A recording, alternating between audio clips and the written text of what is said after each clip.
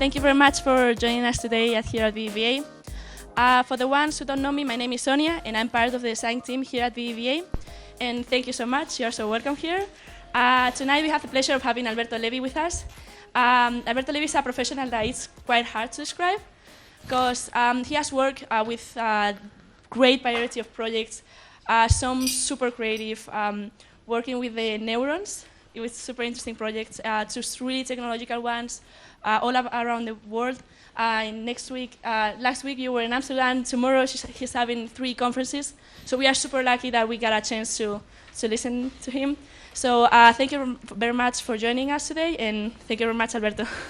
Thank you. And it's been a while. We were trying to get this date and this opportunity. Thank you. So you might feel more comfortable if you sit down on those chairs, because after 40 minutes you're going to be regretting that you're sitting like that. And we still have room. If you wish to, you can sit on those chairs if you're fine. So once again, thank you very much for having me, and thank you for coming here. And I'm going to start a little bit with a story quick introduction about myself. I'm a computer engineering, so I have a technical background. But the things that I did, they would work fine, and they were so ugly that I had to study art. And then I studied art and technology. And then after studying art and technology, they lacked meaning. So I studied a little bit of marketing, communication, anthropology, sociology, and to help tell stories in non-traditional ways. So I'm originally from Brazil, and this is the 4th country that I live in. But I live in the cloud because I travel a lot, and sometimes I'm 6 months away, going from country to country. I go in tours around the world, and people ask, are you in a band? No, but I go on tours. And so I studied at NYU, and although I was accepted at MIT Media Lab and in Karlsruhe, I wanted to not sleep in New York. That's why I went there. And I went to Tisch, to School of the Arts, to study arts and technology. And I was inspired by people that were there that I ended up meeting. Scorsese and Pharrell's and fucking snakes in the fucking airplane. I don't know if you have this reference. It's a movie. I'm sorry. It's being recorded, and it's beep, beep. Spike Lee, see him a lot. And Ang Lee from The Life of Pi. He was the speaker of our graduation. And Dennis Crowley from Foursquare, he studied with us. And I don't know if you know this kid. It's Elon Musk. Although I didn't study with him, but I know the family. He spent 2 New Year celebrations with us in Rio, in our house. Now he's not answering my phone calls. But it was right after he sold PayPal, we have contact with the family. So a lot of people, they were inspiring. And in New York was a lot of great time. I could experiment with the city. I was arrested twice. For good reason. There was things that you get arrested for no reason. I was arrested twice for good reason, so in the name of art. So we're doing all types of things that we didn't even know they were illegal, like doing robot fights with flamethrowers without any permit. And the leader of our group, he didn't have the arm because it exploded. But we're doing these type of things. And I started working when I was 11 years old and self-taught on programming. So I was dreaming with programming languages. I had my own programming language. That's really bad, but my own programming language. And then came art, and then I said, wow, a lot of things can be done. So after 9/11, I decided to leave New York, and I opened a company in Mexico. To make the story short, the company was acquired in the 3rd month, and we ended up being 600 employees in the company. So I had the chance to design theme park attractions, systems for airports, Independence Day celebrations, and massive events, brand activations, more than 9,000 per year. So it was a big company doing a lot of things. And it was a dream for any designer. I had companies, I won't say the names, I think, but depositing $10 million upfront in our company, so we can use the money throughout the year. Of course, it would be just good for a couple of months, and we need more money, and designing things for them. Today, I give conferences around the world. This is one of the things that I do. So I talk for the IIT in India, Singularity University, Harvard Business Review Summit, MIT's, and I'm teaching now at IE here in Madrid. This is home, so like 2 months out of the year, I'll teach at IE. And also involved with the startups, more than I should have. So I'm involved in startups from refugees to virtual reality, tourism, to honey with marijuana, that we have so much fun doing this. I have no idea. But it's legal, and it's, pot tech is a new technology that's coming. And also do commission works for brands and governments. So they call me and I design things. So they call me to do things in the Olympics. They call me to do the virtual reality platform for Emirates. This is the picture of 2 years ago. We were awarded the best VR, AR application of the world for Emirates. So a lot of traveling to Dubai and designing. Sony, The Voice, the show that has a chair that spins. It's the worst explanation of what is The Voice show. But La Voz, The Voice. And so I design things. So this is a few things that I do. So everything that I do is related to innovation, because it's someone once said that I'm intellectually promiscuous. So I'm hungry all the time to get to know and learn what is a good thing. So I want to start with a story. This is me. This is in Colombia, and this is a live performance, and I'm generating the graphics that you see behind me throughout my emotions. So it's my brain activity, and this is the Philharmonica. This is in Bucaramanga. I don't know if you've been to Bucaramanga, but put it on bucket list. And so there's a lot of things behind this, but I'm not a graphic designer. I cannot make nice graphics, as many probably or possibly that many of you can. I have other skills and types of intelligence. But how can I, go around this lack of artistic ability and do something interesting? So what I did is I bought an electroencephalogram, I hacked it, and I transformed my emotions in art in real time, so I can become an artist. And then, oh bless you, I acquire a new superpower. Now I can do graphics. This is one of the aesthetics. I've been working with many aesthetics. I collaborated with local artists in this thing. In Mexico, I played with 16 mariachis. I just played with flamenco here. In Ecuador, we did an event for 10,000 people. At least 10,000 showed up. It was a good thing. And we did this. I was in Warzone. Last year I was in Warzone. I didn't mention that I collaborated with the World Economic Forum. So I lead a track on technology and innovation. So I was in Europe, now go to Eurasia. And then after meeting the Prime Minister of Armenia, got this invitation to go to Nagorno-Karabakh. Yeah, I didn't know what it was. And yeah, so it's fine if you don't know what it is. But it's inside of Azerbaijan, occupied by the Armenian army. And then that's a whole story for a new talk on how I went there close to the Iran border in war to talk to kids there. But this is and I did this type of thing there, like of course on a small scale, but with a guy in a trumpet playing Bésame Mucho because I was coming from Spain. So it was like an amazing experience. But why this story is because I could have a superpower and transform my emotions in art in real time. And it's so easy to do that why we're not doing more with our ability to understand new things and apply those new things. So a little bit about this technology. So an electroencephalogram a couple of years ago was very expensive to have. You have to maybe to go to a hospital, sometimes for not a good reason, and then use this device. But then suddenly we can buy these things in El Corte Inglés, and then, wow, I have access to this. So in some hands, it's just a device to relax and, self-awareness in terms of meditation. In other hands, come on, you have the SDK. You can hack into this thing. You can read the data, and you can do whatever you want with this. And it's so easy to do this type of things. Believe me, it is very easy to do things like this. And this device is able to detect brain activity in terms of waves. And we know where the waves coming from. So it's not that I feel love and I measure the amount of love, but I can measure different types of waves and get information out of this. And it's very interesting because we can get expressions, we can measure expressions. So if someone is winking, blinking, I can read that information. Also, emotions, the affective part. I can really get data out of affection and emotions. Also, the cognitive part, that is amazing. Let's say that we think about an abstract concept like left. And then we think left, left, left. If you think many times, it means, without even thinking, it means something already for us. But if we keep thinking of left, of this concept, we can detect a pattern, a brain pattern, brain activity pattern for this.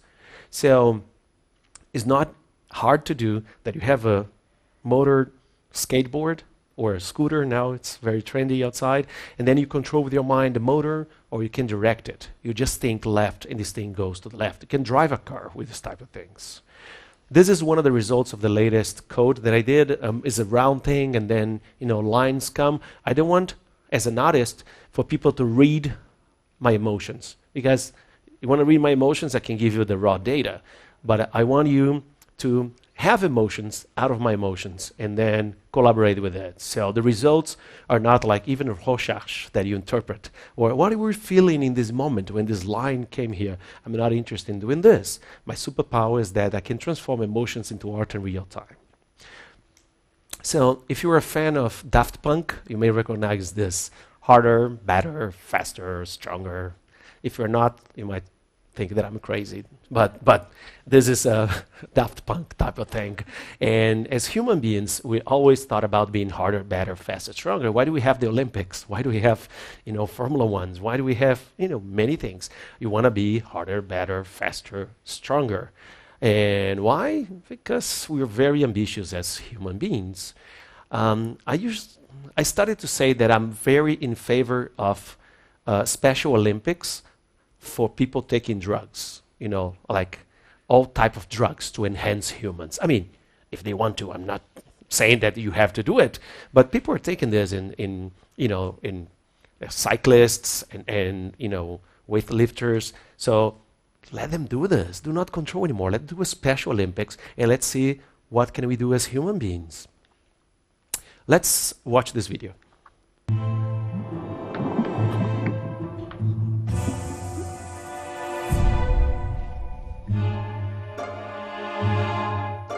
Go beyond accessory.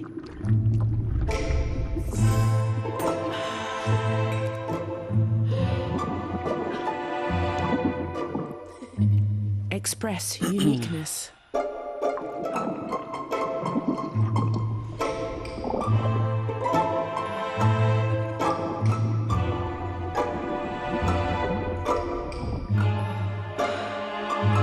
Swallowable perfume. A new cycle of evolution. So this is swallowable perfume. Has anyone used this before? I mean, we always think about perfume like something to spray, right, or to pass in your body. But this is not coming from the perfume industry. It's coming from a biohacker. There are a lot of things that can be done, and this is biohacking. So why not take one of those pills, this perfume, and then you go out to dance, and then you just smell like Prada. But from within, you have to really, work out for it. And this could be a superpower, right? There are different types of people. They're, really going through body changes, body transformation, to use technology. Some are devices they're implanted. Look at this. I don't want you to throw up. This is the last one. But you can implant those things. I mean, they look big for us, right? Would you implant anything in your body? Yes. I mean, we do with dogs, right? We can do it ourselves. I mean, it's not a problem. So I have this toy here because when I was a kid, I had this $6 million man toy. And so it's Steve Austin, and it was an accident. He was a pilot, and then he had to have like a bionic eye, bionic arm, and bionic legs, so he can run really fast. And this symbol is the transhumanism. So transhumanism is a philosophical movement that says that people should use technology to enhance humans intellectually and physically and physiologically.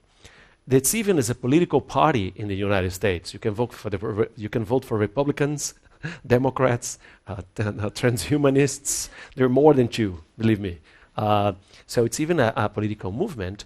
And there are grinders. They apply the hacker ethic to improve their own bodies.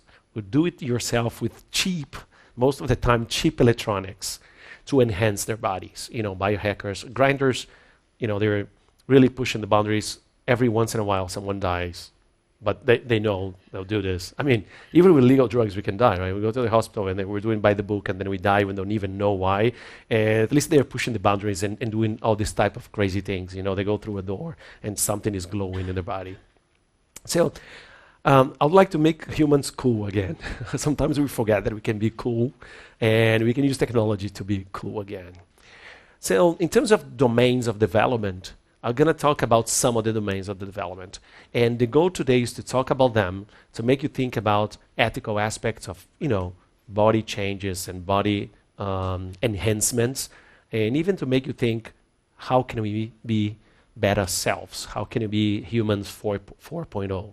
So when we talk about physical challenges and physical developments, we talk about, the size of the body, proportions, performance, abilities in general. So one typical case is the flight, right? I mean, you might recognize maybe not the painting, but the character is in the painting, Icarus, and because he wanted to fly. But we see, okay, this is a reference. I'm not millennial, so I have this old reference. This is a movie that's an amazing movie that men wanted to fly, and they have these amazing machines to help fly.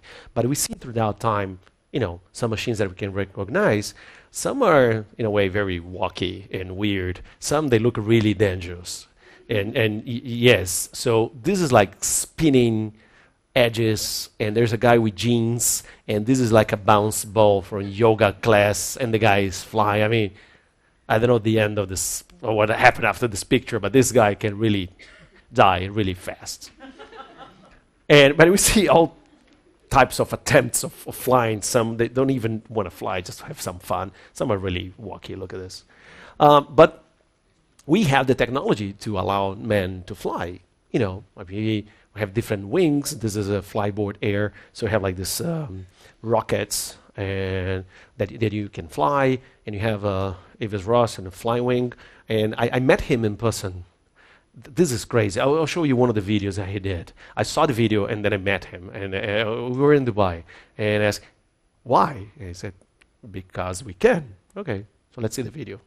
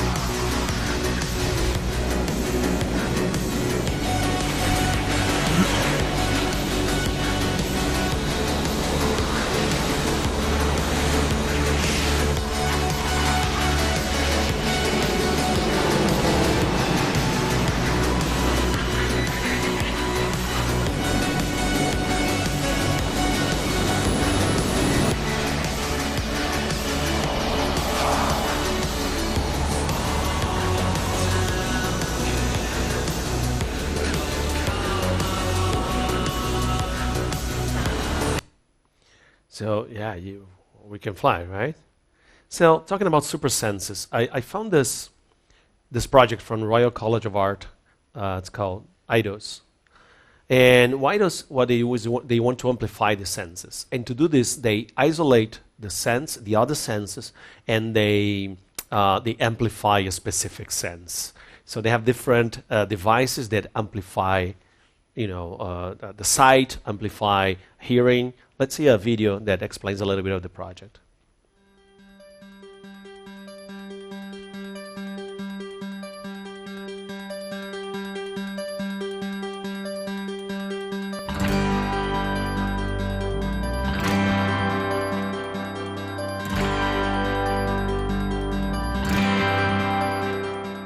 IDOS consists of two pieces of experimental equipment, one for sight and one for hearing.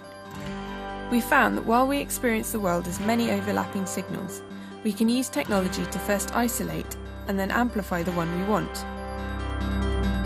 Our first device applies this approach to the way we see motion, achieving a similar effect to long exposure photography, but for live experience.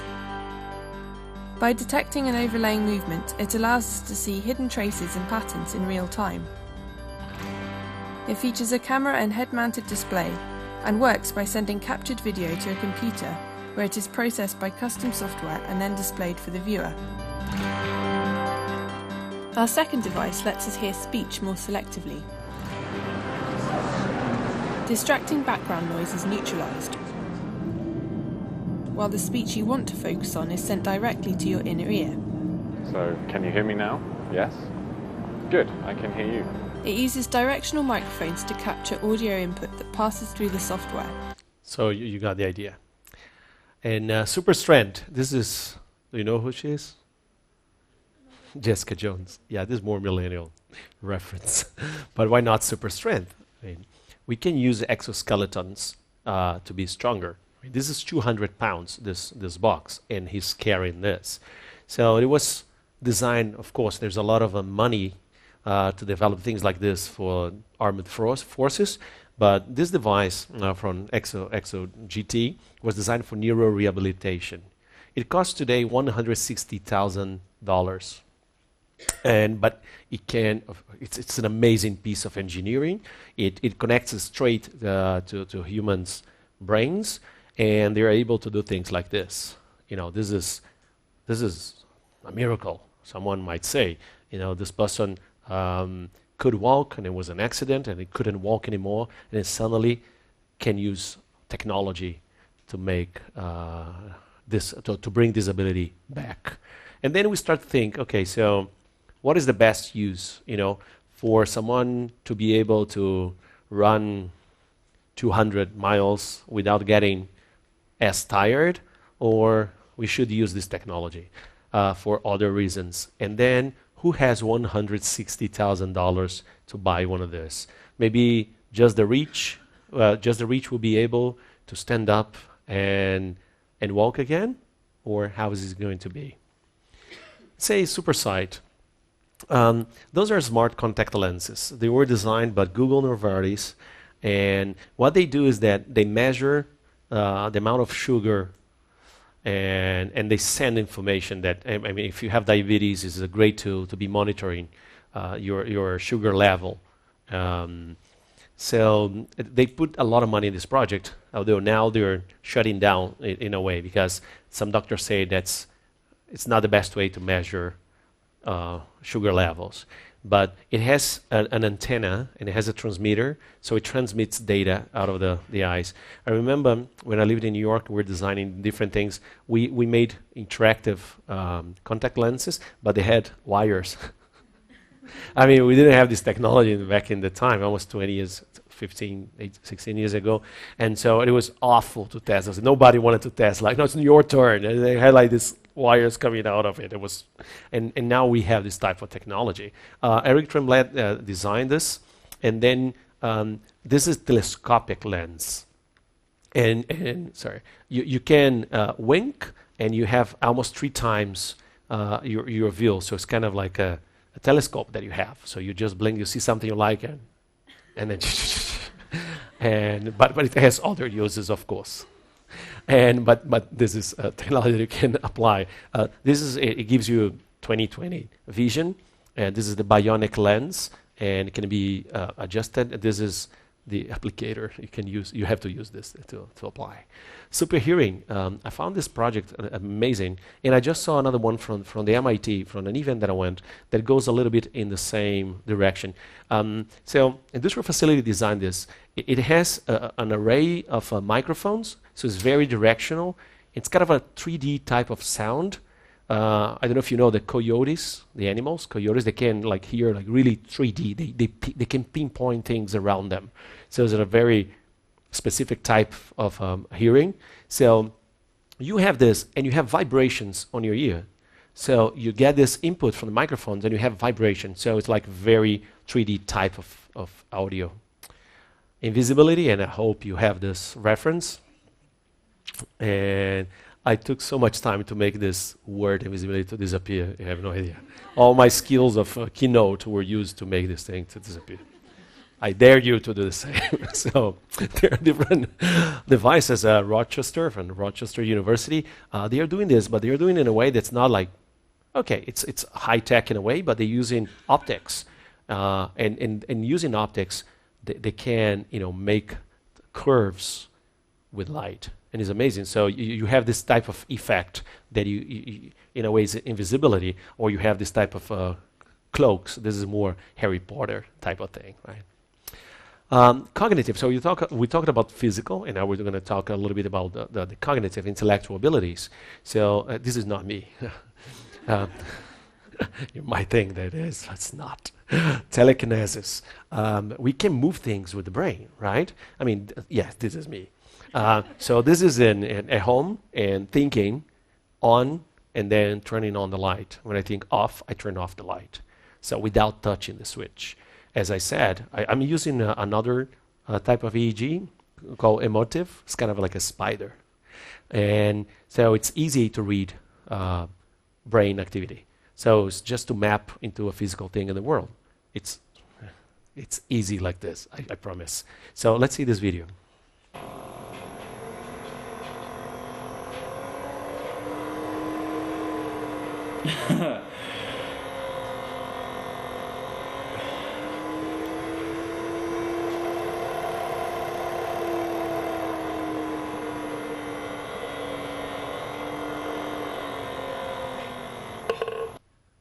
Yes, you can be a Jedi Master. This is a toy, and it's so easy to do at the same time because it's just a fan. You turn it on and off the fan, but you have a great effect that you become a Jedi Master. I think they're not selling this anymore, but you can do it at home. Polyglotism. Okay, I don't know if you have this reference. The Babelfish is a book that you have to read. It's called The Hitchhiker's Guide to the Galaxy. Amazing. Thanks for all the fish. If you have the reference, you just thank you for your laugh. So get this book. So this is the Babelfish. It can translate things from around the world. And yeah, we have this technology. We can download this today, right now. And you travel, you can use this to do, the Google translation. And the Google Pixel Buds, it's out now. You put it, the default is English. So someone could be speaking French, and then you hear in English, real time. Real time, live, not real time. There is a small delay, but it's not bad. And you have this, it's like live. You have this superpower of polyglotism, and you understand things. It's getting better and better. Superconsciousness. This is a temporary tattoo that's monitoring the hydration, your temperature, and it's transmitting real time. So imagine an athlete that's running in the track, and the coach is saying, "Oh, you need to drink more water." It can have so many different uses, and it's temporary tattoo. It's getting cheaper and cheaper, this type of technology. Mind reading. Yale University is doing this type of experiment. So what they do is that they show people a picture of someone. Those are the pictures on the top. And so what they do is they tap into their brains, and they scan their brains, and they see the image that they're thinking of.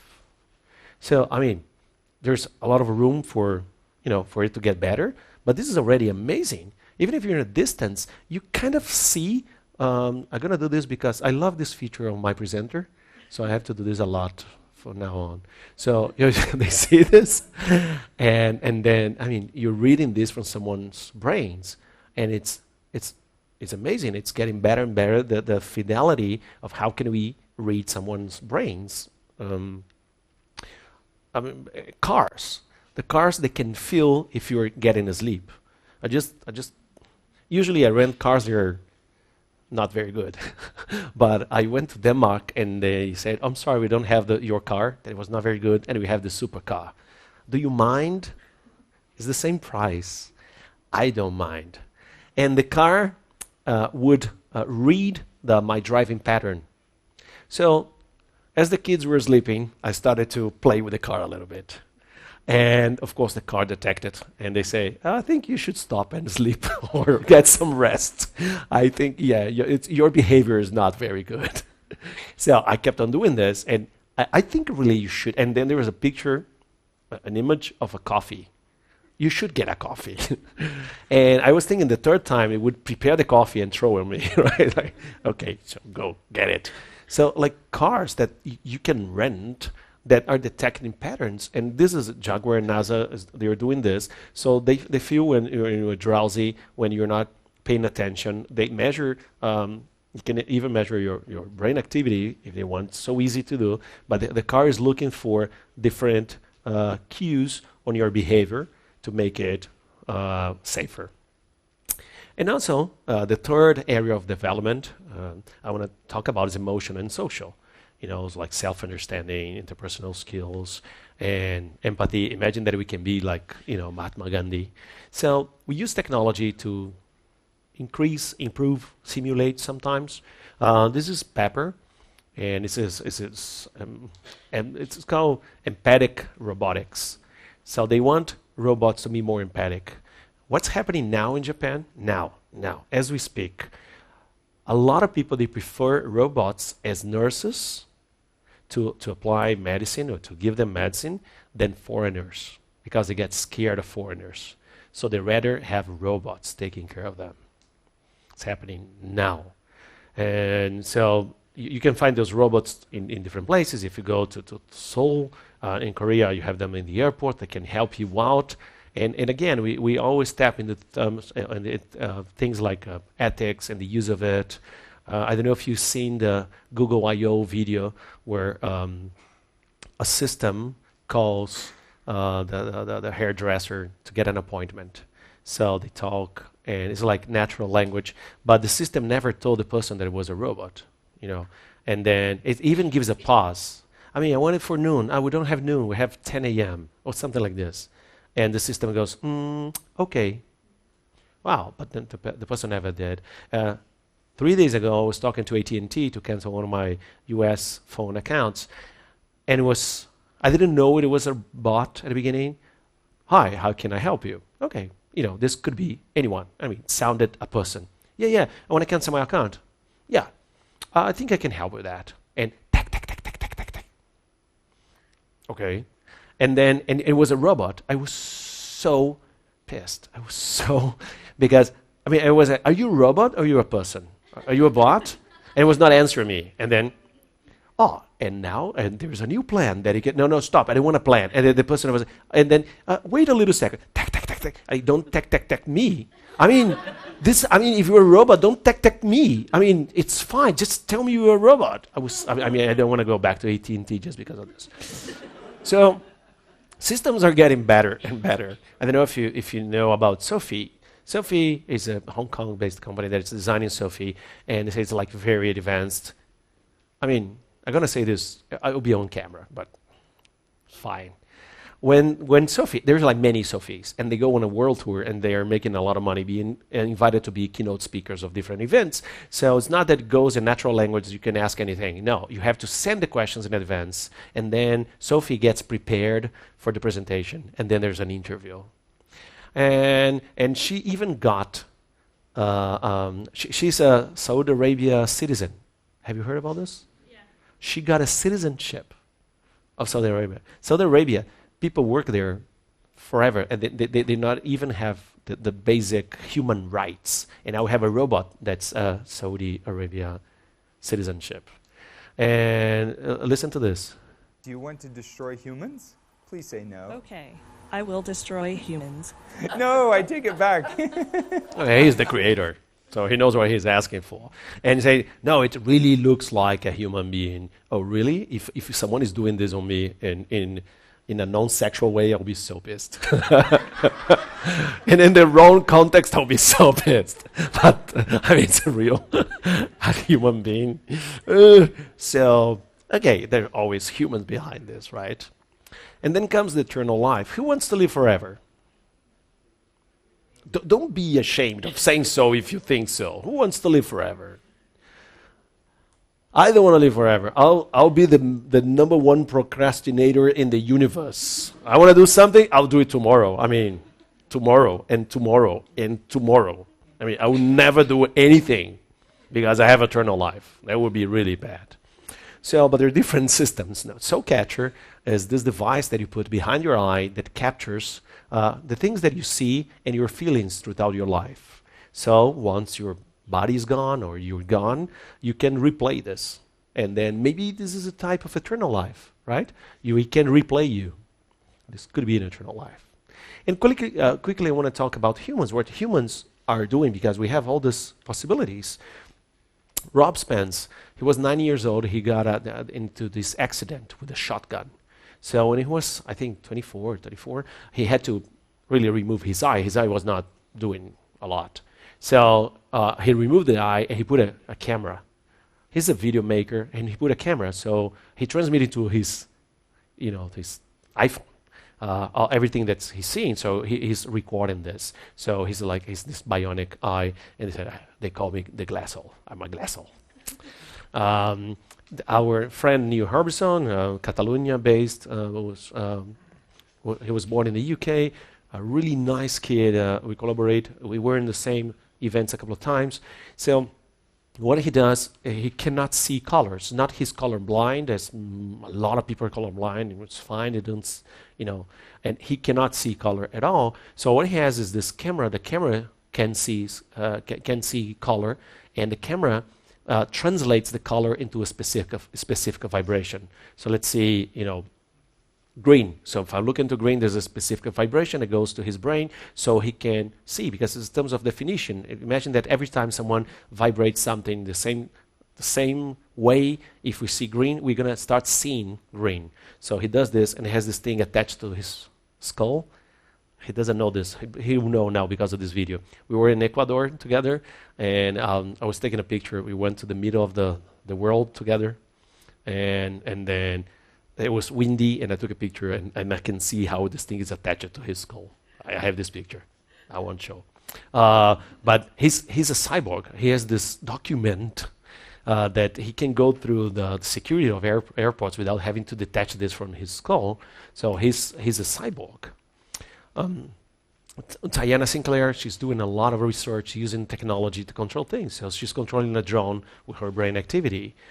This kid, he doesn't have the arm. This is a Metal Gear Solid type of arm, if you were into gaming. But he still, it's great that we have technology, but he feels that it's not the same thing. It's not the same thing. Of course, it's not the same thing. And Rin Hoba, she did this. She has those implants that she can do like magnet, and she can, when the microwave oven is on, she can feel the vibrations in her bones. And why did she do that? Because it's cool. She likes the body modification, and why not? Any reason could be a good reason, right? So, the last slides. The reasonable man adapts himself to the world. The unreasonable man tries to adapt the world to himself. Therefore, all the progress depends on unreasonable man. In this world, nothing can be said to be certain except death and taxes. Have you heard about this, about Benjamin Franklin? But in a few years, you only have to pay taxes. Thank you.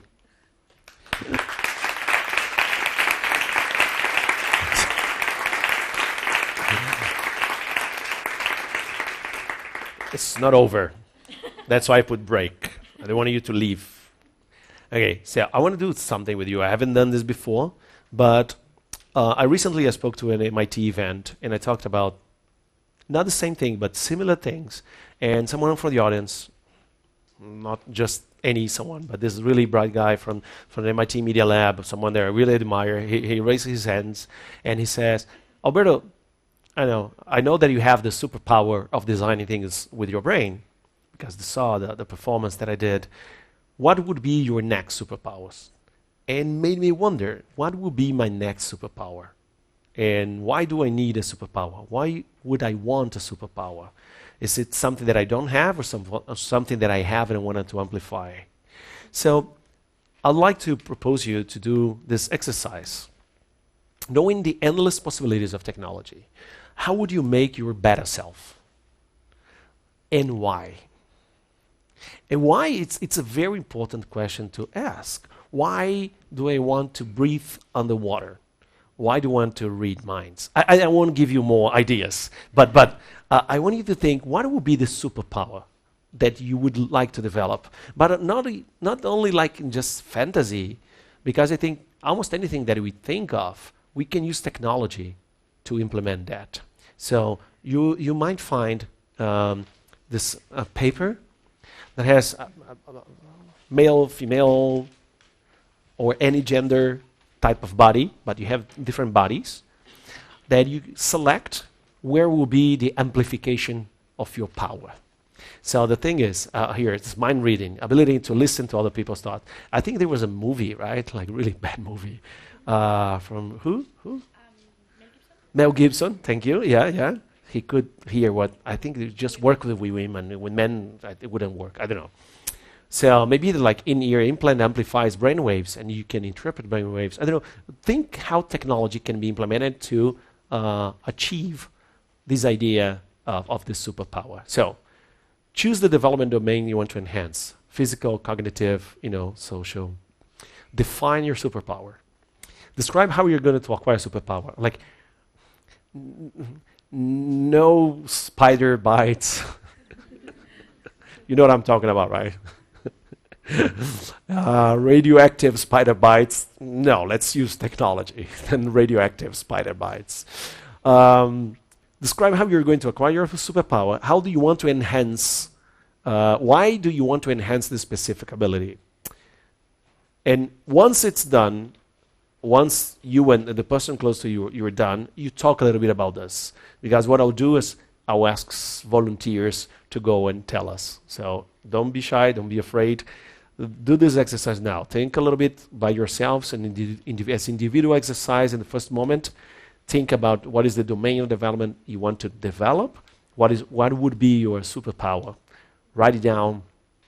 And then once, I'll give you 8 minutes. And then I'll tell you to stop, and then you share with someone close to you. So let's start now. 5, 4, 3, 2, 1. Hands up. Stop cooking. Master Chef. Master Chef. Stop cooking. Stop. Okay. Good. So it's a good thing, right, to think about superpowers. And sometimes superpowers are, so for some people, they're not that super. It's like, I want to understand my kids. Could be a superpower. A superpower. So volunteers who wants to come here, it has to be in this line because this is where the focus of the camera is, to share with us. And you're going to be on TV. Who wants to come? Yes. They said first, and then you go second. And you're a co-founder. You're already, you can come. Yeah. Oh, she's the boss. Okay.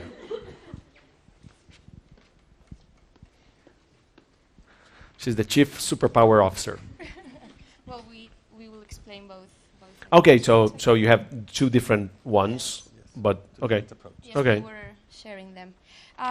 So I was thinking of a contact lens that would help me analyze information, because I love learning, but I hate reading. I'm very impatient. So this would work, I don't know how, but analyzing keywords or something. So when I'm reading something, I quickly understand the basic ideas. Well, me or whoever is as lazy as I am reading. And or as millennial as you are. This was basically. Is there a name? I didn't ask you to give a name, but think about the name for those things. What would be the name of this? Wow, I don't know, something like super reader or the lazy no. Lazy. Yeah. Okay. Something like that. And yours? It's quite easy. I went to the side of the stomach, and the device, it's like very simple, some glasses, like the Google glasses, but they didn't have much longer use. So what I was thinking is when you go walking in the street, there are not so many people lost. because now we all have our devices. But there is a lot of people hungry. So I was thinking in the monetary side of it, so that it could have like a quick getting into the market. So I was thinking, if I have these glasses and I'm walking and I see somebody through my lenses that is hungry, I am in touch with all the local restaurants, and at that moment, in his or her devices, a sign of, like a reduction in price or some kind of publicity will appear on the watch or on the. So if I am a girl, in my wallet or in my handbag, I would have something like a little screen with publicity.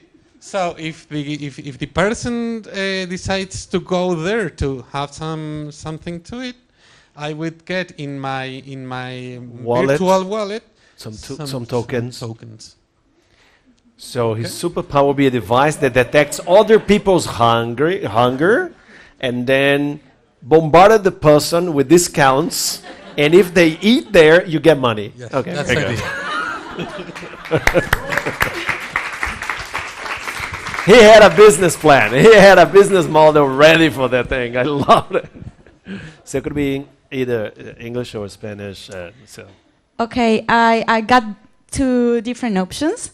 So first, I thought about a physical change.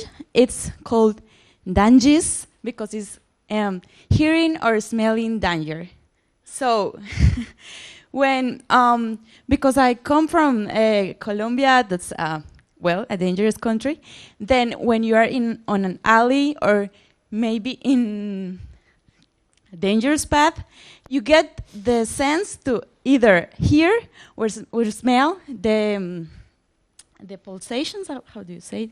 The rate? okay, your heartbeat. No, I mean the person around you, because you are alone, and if you hear this, it means that someone is going to attack you. Okay. Because it's getting closer to you. So this is to prevent something.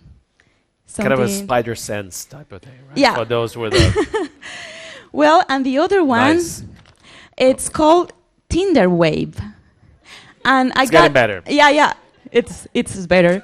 I got inspired by you with the brain wave. Okay. So I thought about what about if we create something in your brain, and then you get to read other people's waves, like in this arty way, and then you get a match because they are like in the same Like-minded people. Yeah. Literally. So you get a match, and then it's a social approach way to start a conversation. Yeah. Very good. Amazing. It's the brain Tinder. Brain Tinder. More. It's getting better and better. So yes. And then you go.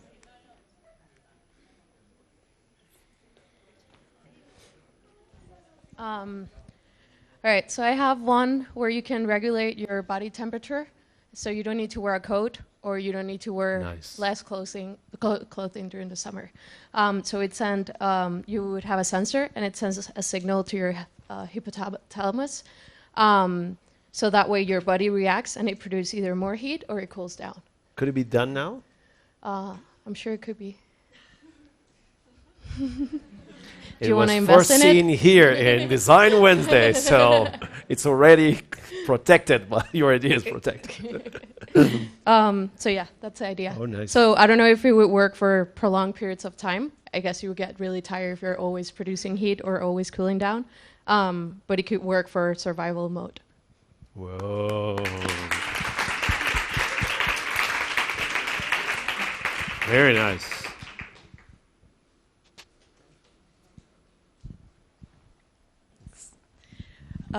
I thought of the one I ended up choosing is called In the Shade, and it has to do with all your skin. It's the ability of being able to change color and add patterns to it and everything. And I thought of less aesthetic and more aesthetic functions for it. One would be ending racism as we understand it today. And the or other creating a new way of or creating a new more race. opportunity. Yeah, exactly. Who knows? But the other reason would like be change skin color, right? Yeah, and to add like tattoos and stuff, so it would reduce pain and maybe skin cancer. At least from UV light, maybe that would add a whole nother shade of skin cancers to the spectrum. I don't know, but it would be something you take gradually, so it could be more or less intense. But so that's the idea. Yeah, but you made me think about this. I mean, is it possible to change skin color? I mean, some squids do it, and some squids do it. Sorry? Huh? Yeah. You mean, what do you say? Michael Jackson did it. True. Yeah. True. Well, true. Thank you. Nice. Social, hunger, body temperature. Who's next? No eternal life? Yes. Is that eternal life? Okay, so I didn't go like that crazy, but maybe a little bit more social. So I thought about the ability to feel emotions by your hands. I don't know if really touching the other person, but not only about feeling, but also controlling them. So you can actually change what people are feeling.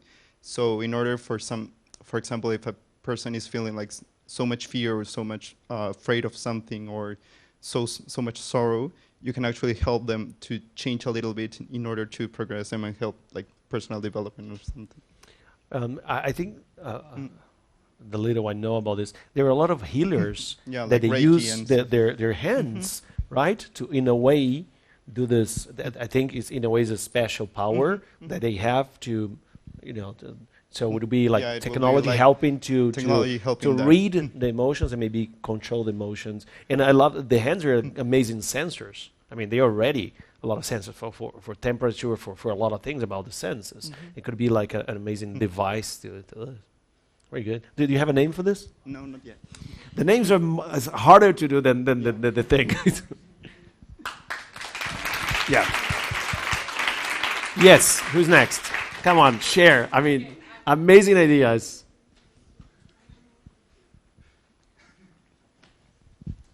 Well, I'll try to explain the idea in English, okay? If you don't understand anything, you ask me, and I'll try to explain it in Spanish. Okay, I thought about like a few devices, like in our body, in different places, that could detect illness or diseases, and when, like the device detect this sickness or whatever, it could remove it or like directly, remove it. Or attack the bad cells. Or the problem is that I don't know how it could be. Nanotechnology, I mean, there are a lot of the devices nanotechnology that they could even like produce certain enzymes and do the treatment from within, and they're like implants, insulin implants. I was told like 2 days ago with this company, they said there's something that you put and it lasts 3 months. So 3 months it's detecting your sugar level in your blood, but it's IoT, so it's connecting all the time. So you know the amount of insulin. So I know there are tattoos that detect the sugar. So I think it is very nice because it's not only to monitor all the time what's going on, but also be able to take some action, even if it's like raising a hand or sending something to your device that you need something else. But I think eventually they will come and be able to produce or to attack bad cells. I was thinking about cancer and like how ¿cómo se llamaba?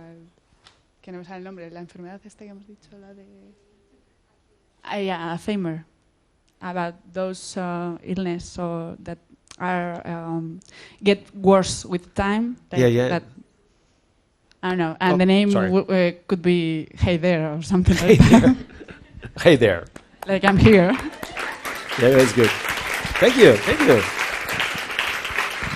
And I mean, it seems that everything is feasible. I mean, we have to find a way, but we can do a lot of body modification, biohacking to make things better. Technology is here, right? Last week I was talking to these researchers at 2020 University in the Netherlands, and they're doing now vaccines without needles. So it's an amazing research. So they started with tattoo artists.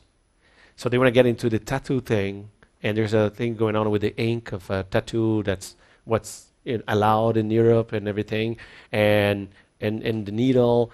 So he's doing this research, and it's amazing. Depending on viscosity of the fluid is a different type of thing. So he's able to do it like really quick shot, like a pulse of the liquid to get into the skin, and they can control the depth of that, but without, the needle. So it's amazing how things go and go fast. So imagine, but it also is the same problem. Is a problem for the people that want to get tattooed because they want to feel the pain, because it's the reward. It's not I mean, if there's no pain in the tattoo, a lot of people wouldn't get tattooed. Do you know what I mean with this? It's part of the thing. I mean, yeah, I had to suffer to get this. It's not that I just paid and I have this Mickey Mouse here. It can get worse than that, right? I got this Nike swoosh thing, and I felt pain. So his in the part of the research is how to have the pain when you need or you want to have pain. Okay, one more, and one more, please, one more. I mean, I could hear all the stories, but one more, do it, please. Yes, thank you. I was waiting. Well, mine is a, well, you can hold it if you want. It's like a breast that you would put in between your lungs, your heart, and your stomach. It would be kind of being like the butterflies. Like it detects when the person right next to you is lying or not, saying that you can reveal the truthness of the other people. The idea behind is that then... It's a lie detector. Exactly. The idea would be that you should relate to the people that make you feel butterflies right next to you, and then really go for the ones that you really want. And I have another startup. It's about Tinder waves that you can match with them. That could be soon. Thank you.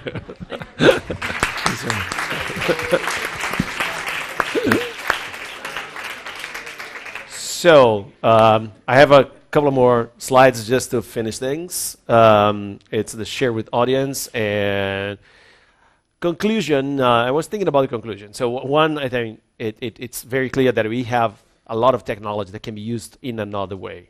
But it's not that easy, it's not that cheap. It's not cheap just in terms of money. I mean, will only the rich be able to re-engineer their lives? I mean, $160,000. I mean, at least we have one.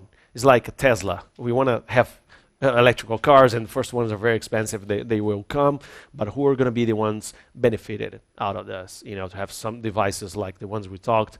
I mean, just rich people can survive more, be better humans, or not. Or how can we get technology and let it permeate into society in a different way? Is it ethical to enhance our abilities and powers to be better than others? Is it okay? Is it ethical? Is it okay to try to be? Maybe it is, maybe it's not. I don't have the answer, but if we have the means, maybe the question would be, why not? When I asked Eve, why do we do this? Because we can.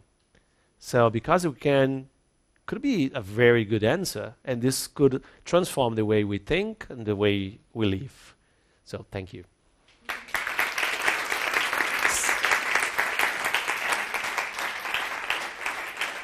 And we have a surprise for you, so go ahead and let them know about the surprise. Thank you very much, Alberto. Now it's the question time. You can ask the questions in Spanish if you feel more comfortable. It was not a surprise, one of the questions, because we have a cocktail right after this. This was a surprise, so you don't go. But questions, of course. Okay, does anyone have a question? Well, I think that everything you say was pretty amazing, and we can learn a lot from that. But my question is about how movies and series like Black Mirror, that challenges the future, like has shaped the way that especially clients and customers sees these kind of things, and also for you, the person that really drives this kind of innovation, like if it brings in kind of ideas to your brain or to the process of creating. Okay, as a designer for those types of things. And also for the people that follows the lead. Okay, there's a big difference from the ones who design and the ones who use it. And we know, right? I mean, we design things and people use it in a totally different way. So everything that we design, we have to think not about, in the first moment, about the whole planet. You know, I see startups and they show, where's the size of the market? It's the whole planet. It's not. It's not. So who's your early adopter? Who's going to be the first one to use this? Because we're solving a problem for this specifics. And then you learn that this design is not good, and then you redesign. And we see cars, we see watches, we see, the ones that are designed, they're not the ones that use. That's why we have a lot of creative use of technology, that things that were not intended to. So I think not a lot of people, if we talk about the billions of people that are in the world, they do not watch those American series specifically. But when we're involved in this type of things, we're always inspired by what people are doing. And I'm going a little bit more towards now of a critical design, that is design not necessarily is good, but is the design that make you think. And it's also part of the things that I do in terms of art and technology, because without art, technology is really bad, because art is about criticism. It's about to be critical to what you design. So if you design technologically without the artistic design, this will be really bad, because you have to be critical of what you do. So I don't know if I can answer specifically this, but my intent of answering you is that ethical aspects, being critical of what you do, and then you try to reach people. And then to reach people, you have to be humble and keep on listening and then redesigning what you did. But you design for a very specific, and then start opening. But to start opening, you have to learn from this. And always with responsibility. And even is like, I'm not saying that's the low in the pyramid, but even is like a design of a button that has a lot of art behind this. There's a lot of responsibility when you design a button or you design a medical device. And as designers, we have to be very critical with ourselves and with the design that we do in all aspects. Thanks.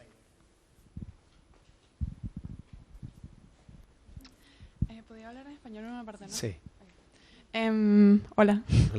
Encuentro entrañable y bastante admirable cómo cómo muestras esa actitud tan positiva y tan optimista respecto a la tecnología, pero tengo un punto que me gustaría como preguntarte, ¿no? ¿Cómo se puede mantener, cómo podemos seguir admirando y encouraging esa ola de tecnología y de improvisación del mundo posmoderno, teniendo en cuenta de que todo lo que todo lo que diseñamos somos responsables de eso, y como eso, tanto lo bueno como lo malo. Así que ¿cómo podemos llevar esta corriente sin que se nos vaya de las manos y acabe en algo malo o en algo que pueda llevar a más desigualdad o algo negativo que no queramos, ¿no? Entonces, la pregunta es, ¿tú crees que se deberían hacer como leyes, así como en Dune, no sé si te has leído el libro, que básicamente dicen como you shall not make a machine that imitates the human mind o algo así? Entonces, si crees que es necesario como regular o dejar más a su aire la ciencia o cómo. Y otra referencia son las leyes de robótica de Isaac Asimov, ¿no? Puedes contestar en inglés si te sientes más cómodo. No, cómodo, pero entiendes si lo digo en inglés. Sí. Okay. So first, technology is not good, it's not bad, but it's not neutral either. Okay, so it's not good, it's not bad, but it's not neutral. So something will happen with this. It's really hard to not get out of control. So more than rules, we have to establish policies, transparency, and accountability. What happens today with Googles and Facebooks It's insane what's being done. And we just, every once in a while, we hear what's happening. I mean, we've been used and we think that Facebook is free. It's not. That using Google is free. It's not. We're paying with our behavior, with our data. Maybe it's an agreement because we said so. We never read, but we said so. But what happens behind this? This is insane. You know, and everything is being manipulated today. It's not like a dystopian, you know, future. It's happening today. I mean, if you write down today Muslim, there's a lot of chances that you see a picture of a terrorist in the response of your search. And there are billions of Muslim people. And what is the percentage of terrorists? So is it being manipulated or not? I'm not answering this now because I cannot know for sure. But if you're against Trump or in favor of Trump and you Google it, you have different responses. So is there like a feedback loop to show what you want to see? But then if it's showing what I want to see, how can I see new things happening? So making a parallel of your question is an amazing question. And we need, as organized entities, could be even us as consumers or organizations or companies, we do need policies. I'm not in favor of putting rules on everything, but we have to make things transparent.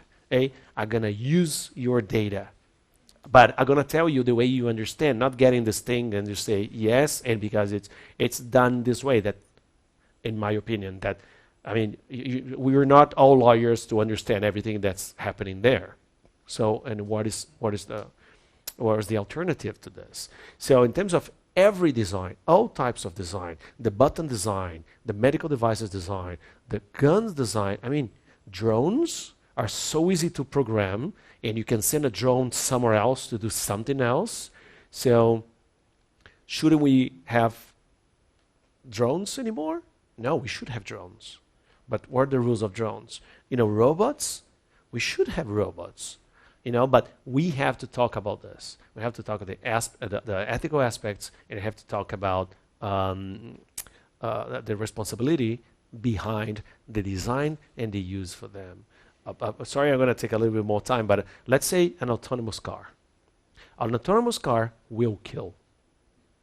A non-autonomous car kills, right? I mean, it's dangerous out there. There are, you know, people dying every minute in the world by a car accident. Autonomous cars will kill. So you have autonomous cars, a lot of them, they have cameras. So they can detect things. And they are really fast, right? So imagine there is a boy crossing and an old lady crossing. You're going to kill.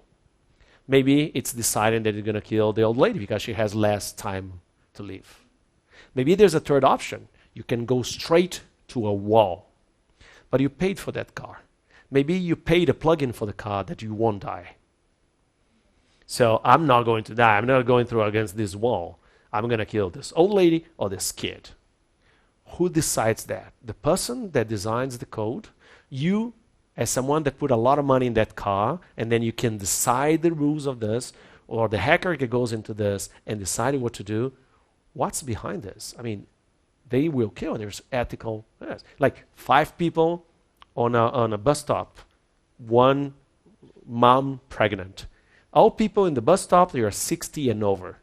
Who decides? You know what? 5 or 6 and over, they're going to have at least, they're going to have like maybe 40 years to live. Here, there's a new, you know, a baby that will live more. So, I mean, we have to define those rules. And artificial intelligence, I mean, it's human intelligence that's designed the algorithms to program all these devices. So it's us at the end. I'll just complement a little bit.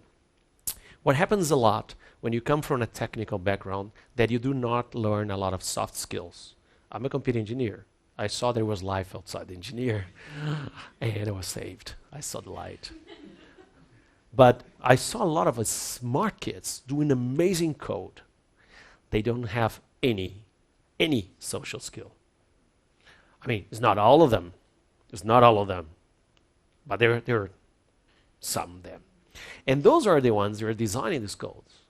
So we have even a responsibility in the education process. You cannot design systems without, developing empathy, people management, creativity. I mean, things are soft skills that we do not learn at school. We don't have emotional intelligence in school. We should have since kids, early age. We don't talk about this. And this is very important because we're going to have an implication on what you're saying. Because how can we know that won't be out of control? I mean, it's really hard. We see guns out of control. We see a lot of things going out of control. And it's not that we have to control because, again, there's another problem. Who is going to control this? And why? What's behind your control? And why you and not me? And we think differently. So I think systems, they have to be organically organized. Bad things will happen. Good things will happen. But as we have consciousness and we are aware of the impact of technology and how to design these things, we're going to be the ones that are going to direct the development in terms of absolute values as we have in the world to take care of human beings, to direct this. So the responsibility is in our hands as to define policies, transparency, and the design of those things. Thank you. I think we are out of time. We have one more question. Okay. It seems a very good question. Okay. Last one. Voy a preguntar mejor en español, luego ya me responden mejor en inglés. Portugués. Molto obrigado. No sé si estamos en un punto en el que quizá esté evolucionando más la tecnología que la ética de las personas. Y creo que puede ser algo... ¿Tú en ese sentido cómo lo ves? Porque realmente a lo mejor no tenemos una ética, una moral tan avanzada como sociedad humana como para manejar lo que nos puede ofrecer una tecnología. Es un poco lo que decía ella. En ese sentido, ¿cómo puede la tecnología ayudar a evolucionar la ética y la moral del pensamiento humano? Porque es algo que se basa en raciocinio y en cosas que no pueden tener ningún tipo de sentimiento, por decirlo así. Pero, sin embargo, es algo que nos podría aportar de alguna manera formas de mejorar nuestra propia ética, nuestra forma de actuar. ¿Pero cómo? Yeah, it was a very good question. Thank you. I don't think it will come from technology. It will come from us. And I agree with you.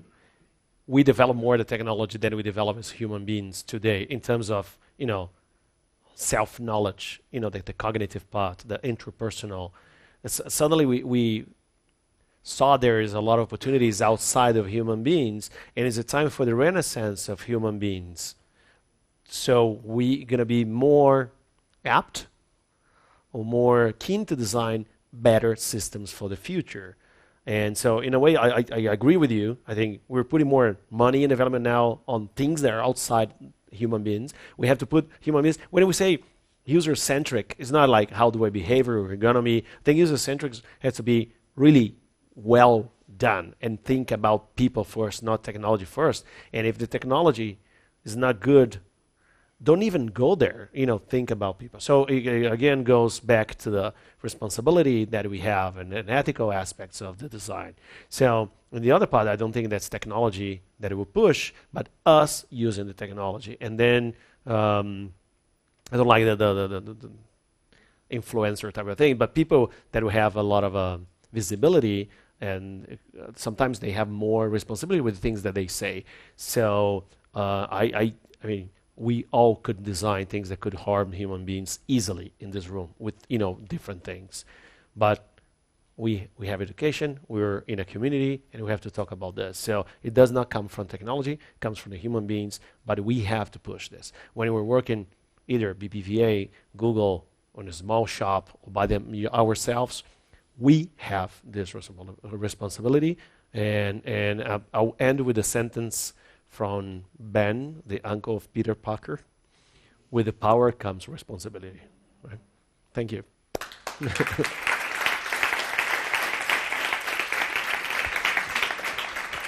Bueno, muchas gracias por venir.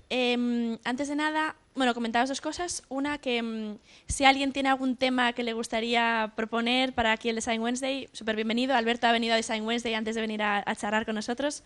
O sea que si tenéis algún tema que os gustaría compartir, por favor, hablar conmigo. Alberto va a estar fuera en el cóctel porque hay un cóctel fuera. Entonces, podéis hablar con él en español, en inglés, como prefiráis, si tenéis más preguntas que realizarle. Por lo demás, muchísimas gracias, Alberto. Gracias. Ha sido impresionante. Muchísimas gracias. Gracias. Bueno.